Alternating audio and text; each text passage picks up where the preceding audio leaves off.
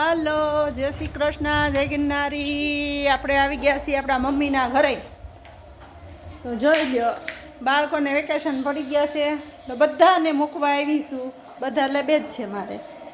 તો અમારું ગામ, મમ્મીનું ગામ છે અમરેલી જિલ્લાનું સલડી ગામ, લીલિયા તાલુકો। અને કોઠી આઈસ્ક્રીમથી અમારું ગામ વખણાય છે સલડી।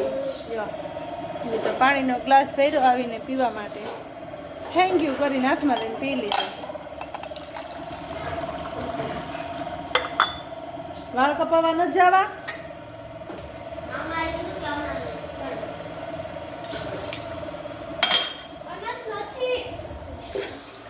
તો લીલિયા, મોટા લીલિયા તાલુકો, જિલ્લો અમરેલી, ગામ સલડી।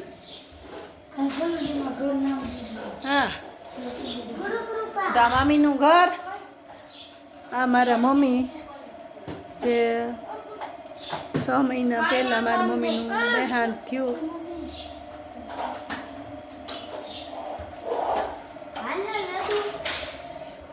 મા વગરનું તો સૂનું સૂનું લાગે। ભાઈઓ હારા એટલે આપણા ભાઈઓ મોઢા જોવા આવીએ, બાકી અહીં આવીને મમ્મી પપ્પા વગર હોરવે નહીં।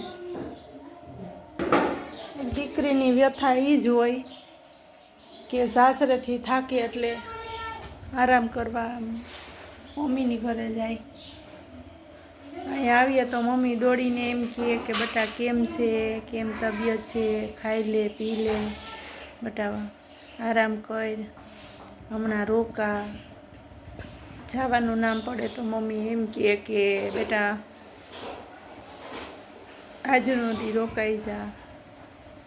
બધું લાડ અને પ્રેમ મમ્મીને પપ્પાને હારે વયો ગયો। હવે ભાઈઓ છે એ મારા કરતાં નાના છે ને હવે નંબરમાં કે જ્યારે અમારે નોકરી મારે નહોતી ત્યારે હું અહીંયા 15-15, 20-20 દી રોકાઈ જતી, પણ હવે હું સિવિલ હોસ્પિટલમાં નર્સની ફરજ બજાવું છું એટલે મારે રવિવારની જ રજા હોય।